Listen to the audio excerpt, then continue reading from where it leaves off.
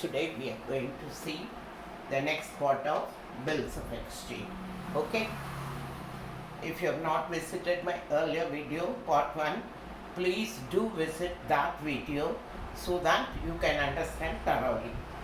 So, in that I have taken the example Y and Company sells goods to Mahima Furnitures on credit. So, let us take this fellow is Y and Company and he sells goods to Mahima Furnitures. Okay. So, when he sells the goods, so in the books of Y and Co, he is the seller. What we are going to write, suppose we are taking the date as March 10th, 2019. So Mahima Furniture account is debited because he is the fellow who receives the goods. Okay, so debit the receiver. And what is going from him? Goods is going out. So we are writing to sales account. Okay, clear? This part is now in the books of Mahima Furnitures. What he is going to write? He is receiving the goods. So for him it is a purchases. For this fellow it is a sales. For this fellow it is purchases. So purchases account debit and he has to credit the giver. This fellow is giving the goods. So he is crediting Y and Company. Okay. So now Y and Company, he is drawing a bill. Drawing a bill I have already explained. Drawing a bill means writing a bill on Mahima Furnitures. And Mahima Furniture has to accept it. It means drawing and accepted by him means the bill is drawn by Y and Company. So now the Y and Company draws a bill and gives it to Mahima Furnitures. Mahima Furnitures signs means he is accepting it. Accepting it and returning it to Y and Company. Now what Y and Company has got? The bill from Mahima Furnitures. So he has received bills receivable account. So who has given the bill? Mahima Furniture. So he has to credit the giver. Okay. So now he has got bills receivable in his account, in his books. And who is the giver? Y and Company.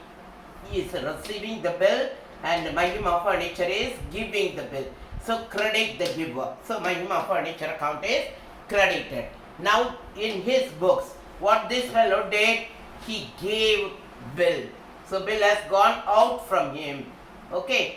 And who is the receiver of the bill? Y and Company. So in his books, he will write Y and Company account debit and what he is giving out, bills payable account. This is called payable because he has to make payment against this bill after due date. Okay. So for him it is bills payable. For this fellow it is bills receivable because he has to receive money on the due date. Okay. Now you understand again. One more time I will tell you. This Y and Company draws a bill and sends it to Mahima Furnitures. And Mahima Furniture is signing the bill and again returning it to Y and Company. So Y and Company is now receiving the bill back. So he will write bills receivable account debit and he will credit the fellow who gave him the bill. Who has given the bill here? Mahima Furnitures has given the bill. So Y and Company will credit Mahima Furnitures and he is receiving the bill. Now what this fellow will do? Because he is giving the bill out. So for him it is bills payable. After 3 months he has to make payment on that bill. So for him it is bills payable and he is debiting the receiver. Who is receiving the bill? Y and Company is receiving the bill. Okay. Now after this bill drawn is over, this seller has got 4 options with the bill. First thing is that he can wait till maturity. So in the bill he has already, I have told you in my earlier video, the bill he has written for 3 months date. Okay, after 3 months pay the amount. So after 3 months we have to add 3 days grace period. So I have taken as June 13 instead of June 10. We have to add 3 days. So I have taken 3 days more grace period. So he will wait. First option is wait till maturity. Maturity ஆகிற வரைக்கும் அவர் என்ன பண்றாரு? Wait பண்றாரு. Wait பண்ணி பணத்தை வாங்க போறாரு. So maturity date வந்த உடனே this YN company is going to this Mahima Furnitures for money. அப்போ மஹிமா ஃபர்னிச்சருக்கு அவர் வந்து இவர் என்ன பண்ணுறாரு, மஹிமா ஃபர்னிச்சர் இவருக்கு கேஷை கொடுக்குறாரு. கொடுக்கும் பொழுது இவர் அவர் கையில் என்னத்தை திருப்பி கொடுப்பாரு, அவர் கொடுத்த பில்லை அவர் கையில் திருப்பி கொடுத்துருவார். ஸோ இப்போ YN கம்பெனிக்கு என்ன கிடச்சிருச்சு, மஹிமேட்டிருந்து கேஷ் கிடச்சிருச்சு. ஃபுல்லாக 50,000 பில் எழுதியிருந்தார், 50,000 பணம் கிடச்சிருச்சு. அதுக்கு பதிலாக அவர்கிட்ட திருப்பி எதை கொடுத்துட்டாரு, அவர் அக்செப்ட் பண்ண பில்லை அவர் கையில் திருப்பி கொடுத்துட்டாரு. So cash account is debited to bills receivable account. இப்போ அவருடைய புக்ஸில் என்ன பண்ணுவார், மெச்சூரிட்டி டேட்டில் அவர் எதை வாங்கிக்கிட்டாரு, இவர்கிட்ட இருந்து பில்லை திரும்ப வாங்கிக்கிட்டாரு. பில்ஸ் பேயபிள் அக்கௌண்ட்டை வந்து வாங்கிக்கிட்டாரு. அவருக்கு அந்த பேயபிள் அக்கௌண்ட் அதை வந்து டெபிட் பண்ணிக்கிட்டாரு. எதை திருப்பி கொடுத்துட்டாரு, அவருக்கு கேஷை திருப்பி கொடுத்துட்டாரு. So in his books ultimately this YN company debited, credited and debited, bills payable credited and debited, and at last he will have only purchases account to cash account. Okay, the first option is for the seller. Seller is only having the option, okay, not the buyer. Seller can wait till maturity, and on maturity date he will approach Mahima Furnitures for payment. பேமெண்ட்டுக்கு அவர் approach பண்ணுறாரு.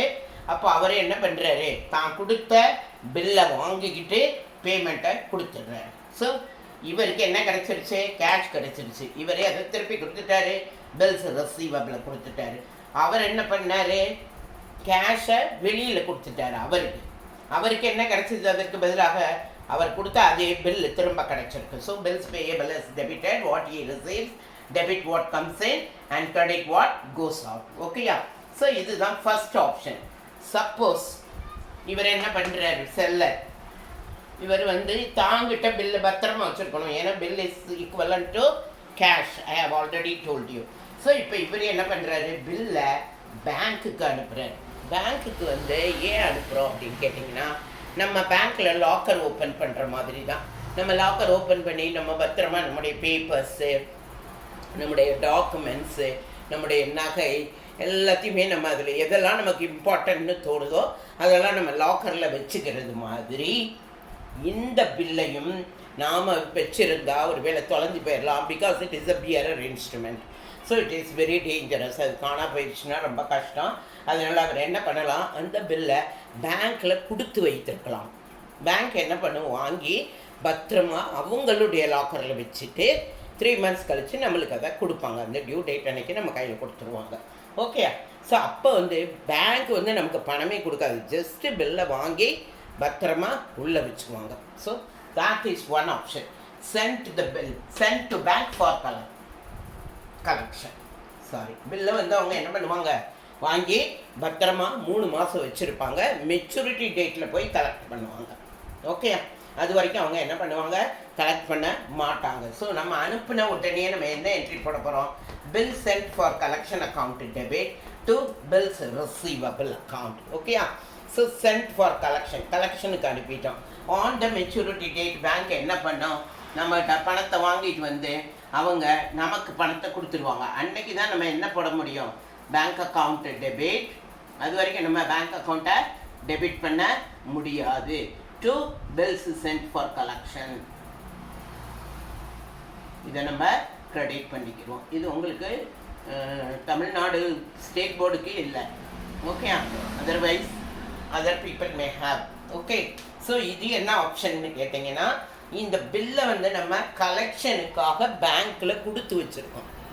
அவங்க என்ன பண்ண மாட்டாங்க, உடனே பணம் நமக்கு கொடுக்க மாட்டாங்க. அவங்க மெச்சூரிட்டி டேட் வரைக்கும் அதை பத்திரமா வச்சுருப்பாங்க. தென் we cannot write bank account debit because bank அக்கௌண்ட்டில் பணம் வரல. Only we can write bills sent for collection account debit to bills receivable account. அதுக்கு பதிலாக நம்ம பேங்க்கில் எதை கொடுத்துட்டோம், பில்ஸ் ரிசீவபிளை கொடுத்துட்டோம்.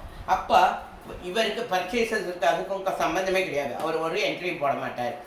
பேங்க் மெச்சூரிட்டி டேட்டில் போய் பணத்தை கலெக்ட் பண்ணதுக்கப்புறம் நம்ம அக்கௌண்ட்டை கிரெடிட் பண்ணுவோம். அப்போ நம்ம என்ன என்ட்ரி பண்ணுவோம், YN கம்பெனி என்ன என்ட்ரி பண்ணுவாங்கன்னா, bank account debit to bills sent for collection அக்கௌண்ட்டை கிரெடிட் பண்ணுவாங்க. Okay. And the third option is discount the bill with the bank. இது வந்து இம்மீடியட்டாக எனக்கு பணம் வேணும். I cannot wait till the date of maturity. எனக்கு பிஸ்னஸில் I have to make payment to creditors, I have to buy something, so I need money. எனக்கு உடனே பணம் வேணும் அப்படின்னா நான் என்ன பண்ணலாம், பேங்க்கில் போய் நான் இந்த பில்லை டிஸ்கவுண்ட் பண்ணலாம். டிஸ்கவுண்ட் பண்ணும்போது பேங்க் என்ன பண்ணுவாங்க, அந்த பில்லை வாங்கி வச்சுக்கிட்டு நம்மளுக்கு இம்மீடியட்டாக பணம் கொடுப்பாங்க. அப்போ அவங்க வந்து கலெக்ஷனுக்கு போகணும், அவங்க கலெக்ட் பண்ணணும். 3 மாதம் கழித்து தான் அவங்களுக்கு பணம் கிடைக்கும். For all that they will take some service charges. That is called discount charges. This is not discount allowed, this is not discount received. This is simply discount. Okay? So discount charges நம்ம என்ன எழுதுறோம், discount account ன்னு எழுதுறோம். Okay? So bank account debit 49,000 கொடுத்துறாங்க நம்ம கையில். Discount charges 1,000 rupees நம்மளுக்கு வந்து எடுத்துக்கிட்டாங்க. Okay? It is a loss to the business. Okay? Bank account cash வந்தது நம்மளுக்கு எவ்வளோ வந்திருக்கு, பேங்க் அக்கௌண்ட்டில் 49,000. டிஸ்கவுண்ட் 1,000 அவங்க பிடிச்சிக்கிட்டாங்க. அதுக்கு பதிலாக நம்ம பேங்க்குக்கு என்ன கொடுத்தோம், பில்ஸ் ரிசீவபிளாக கொடுத்துட்டோம். இதை நம்ம பேங்க்கில் கொடுத்ததுக்கும் பர்ச்சேஸருக்கும் எந்த சம்மந்தமும் இல்லை, அவருக்கு எதுவும் தெரியாது. So he is not going to make any entry. Only he will make entry. யார் பில்லை எடுத்துக்கிட்டு அவர்கிட்ட லாஸ்ட் டேட்டில் போகிறாங்களோ அன்றைக்கி தான் அவர் என்ட்ரி போடுவார். Okay, so no entry. இப்போ on the maturity date bank அவர்கிட்ட போகுது. அப்போ நமக்கு சம்மந்தம் கிடையாது, ஏன்னா நமக்கு ஏற்கனவே பேங்க் பணத்தை கொடுத்துருச்சு. So on maturity date the bank will go to the Mahima Furnitures. So Mahima Furnitures என்ன பண்ணுவாங்க, யார் அவங்களுக்கு A to Z யார் வந்து பில்லை, அவங்க எழுதின பில்லை ஐடென்டிஃபை பண்ணுவாங்க, இது நான் எழுதின பில்லு தான். அந்த பில்லை பார்த்தாங்கன்னா அந்த பில்லை வாங்கிட்டு அதுக்கு பதிலாக அவங்க என்ன பண்ணிடுவாங்க, கேஷை கொடுத்துருவாங்க. ஸோ சேம் திங், நாமளே மெச்சூரிட்டி வரைக்கும் வெயிட் பண்ணி அவர்கிட்ட போனாலும் பில்ஸ் பேயபிளை டெபிட் பண்ணி கேஷை நம்மளுக்கு கொடுப்பாரு. அப்படி நம்ம அந்த டேட்டில் போகாமல் நம்ம இந்த ஆப்ஷனை அவைல் பண்ணோம், பேங்க்கில் டிஸ்கவுண்ட் பண்ணணும் அப்படின்னாலும் மெச்சூரிட்டி டேட்டில் இது தான் என்ட்ரி பண்ணுவார். சப்போஸ் நம்ம மெச்சூரிட்டி டேட் வரைக்கும் பேங்க்குக்கு போய் கலெக்ட் பண்ணுங்கள், அன்றைக்கி போய் கலெக்ட் பண்ணால் போதும், இப்போயே நீங்கள் எனக்கு டிஸ்கவுண்ட் பண்ண வேண்டாம்னு சொன்னாலும் அந்த லாஸ்ட் டேட்டில் தான் பர்ச்சேசருடைய வேலை வரும். பர்ச்சேசர்ஸுக்கு இடையில வேலையே கிடையாது. அவருக்கு வந்து என்னைக்கு பில் அவர் கையில் வருதோ, யார் கொண்டு வர்றாங்களோ அவங்களுக்கு பேமெண்ட் பண்ண போகிறார். Okay, so bills payable account debit to cash account. அல்லது there is one more option with the seller. அவர் என்ன பண்ணலாம், தன்னுடைய கடனுக்கு பதிலாக இப்போ அவருக்கு ஒருத்தர் பர்ச்சேஸ் பண்ணியிருக்கிறார், இவர் YN கம்பெனி வந்து சுரேஷ்ங்கிறவர், ஃபார் எக்ஸாம்பிள் சுரேஷ்ங்கிறவர்கிட்ட இருந்து பர்ச்சேஸ் பண்ணியிருக்காரு. அவருக்கு இவர் 50,000 ரூபாய் கொடுக்கணும்.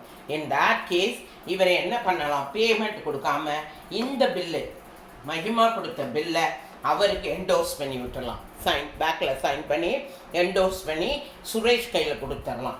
அப்போ இவர் என்ன எழுதிக்குவார், சுரேஷை டெபிட் போட்டுருவார் கிரெடிட்டாரை. ஏன்னா அவருக்கு என்ன கொடுத்துட்டார், அவர் பில்ஸ் ரிசீவபிள் தூக்கி கொடுத்துட்டார். அப்போ அந்த கிரெடிட்டார் சுரேஷ் என்ன பண்ணுவார், on maturity date he will approach the Mahima Furnitures. Again Mahima Furnitures will receive the bills payable account வாங்கிக்கிட்டு அவர் என்ன பண்ணிடுவார், பேமெண்ட்டை கேஷை கொடுத்துருவார். ஓகேயா, this is all about bills of exchange. Hope you understand. Thank you.